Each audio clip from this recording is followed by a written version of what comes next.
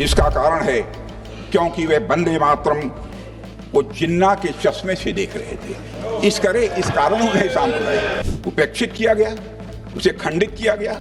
वह गीत है वंदे मातरम। अध्यक्ष महोदय, it was treated like an extra. 1937 में कांग्रेस ने वंदे मातरम गीत को खंडित करने का निर्णय लिया था। भारत की अंतर आत्मा का यह स्वर है।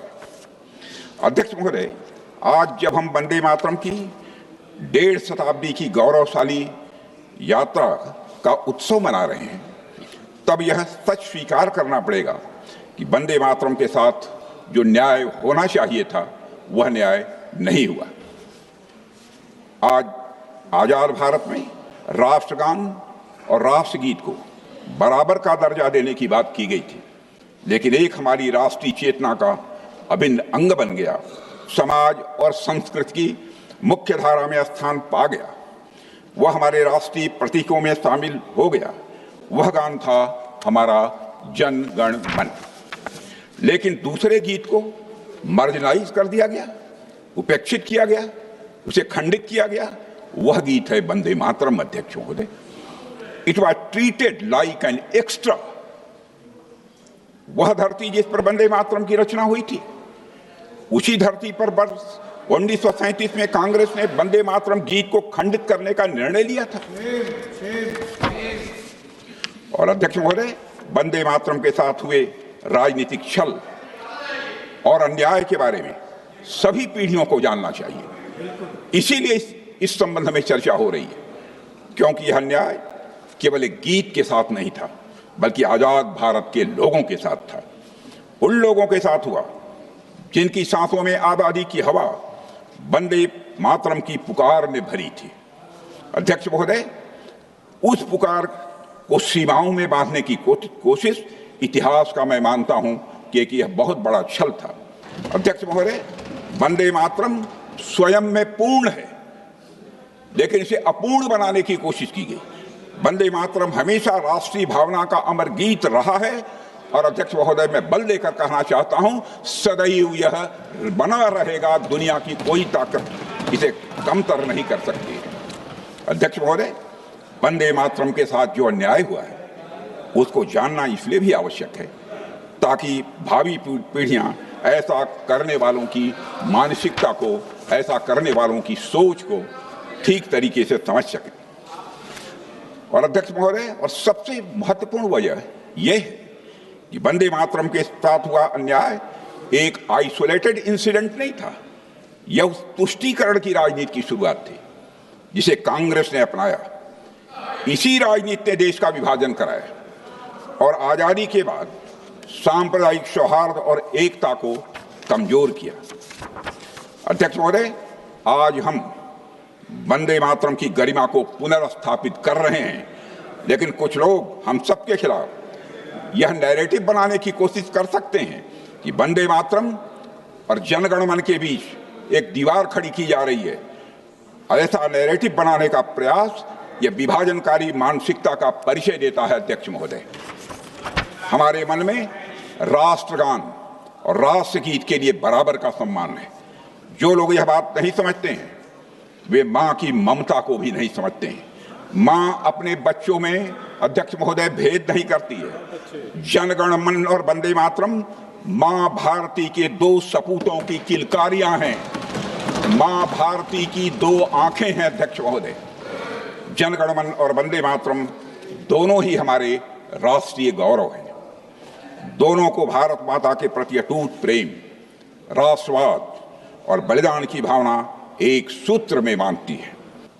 अध्यक्ष महोदय, प्रारंभ में वंदे मातरम की रचना स्वतंत्र रूप से की गई थी और बाद में इसे बंकिम चंद्र चट्टोपाध्याय ने आनंद मठ उपन्यास में शामिल किया था। कुछ लोगों को आनंद मठ भी सांप्रदायिक लगा, इस कारण वंदे मातरम को भी निशाना बनाया गया। मेरी समझ में आनंद मठ और वंदे मातरम के प्रति सोच कदापि उचित नहीं ठहराई जा सकती है। अगर हम उस कालखंड में जाएं जिसे आनंद मठ चित्रित करता है तो यह स्पष्ट हो जाता है कि आनंद मठ की विषय वस्तु किसी भी मजहब या संप्रदाय के खिलाफ कदापि नहीं थी। उस समय बंगाल में अध्यक्ष महोदय भयंकर अकाल था, लोगों को अकाल का सामना करना पड़ रहा था, लोग भूखमरी के कगार पर थे। अंग्रेजों के दबाव में बंगाल का नवाब लोगों से भारी उस समय लगान की वसूली कर रहा था। आनंदमठी संन्याय के खिलाफ लिखा गया था। इस बात से यह साफ हो जाता है कि वंदे मातरम और आनंदमठ कभी भी इस्लाम विरोधी नहीं था। यह तो उस दौर के बंगाल के नवाब और ब्रिटिश साम्राज्यवाद के गठजोड़ के खिलाफ आम जनता की यह पुकार थी।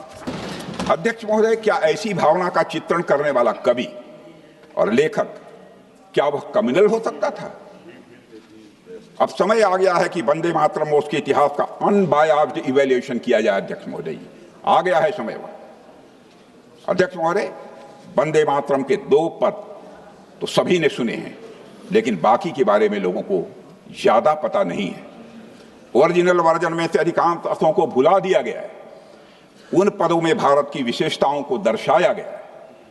अब उन पदों के महत्व और अर्थ को पूरी तरह से समझने का अवसर आ गया है। अध्यक्ष महोदय, वंदे मातरम से इन कुछ पंक्तियों से निकालने का समर्थन करने वालों से मैं ये पूछना चाहता हूं, जिन्होंने भी निकाला, किस संदर्भ में, किस अर्थ में, किस भावना में, किस तरह और किस दृष्टि से उनको वंदे मातरम की यह सारी पंक्तियां सांप्रदायिक और राजनीतिक लगी।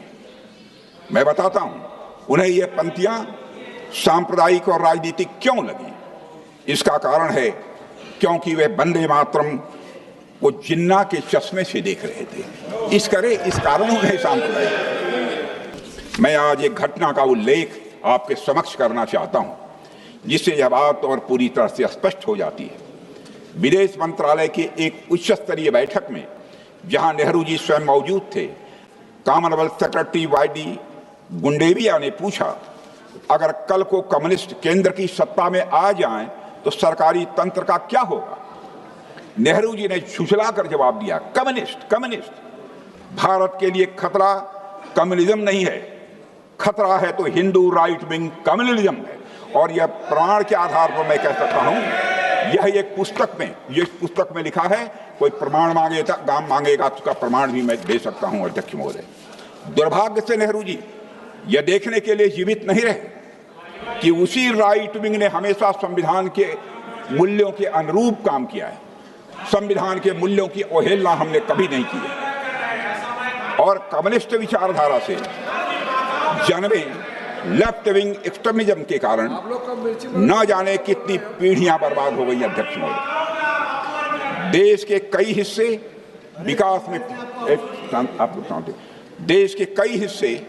विकास में पीछे रह गए। पहले की सरकारें नक्सलवाद या वामपंथी उग्रवाद की इस समस्या का समाधान नहीं ढूंढ पाई।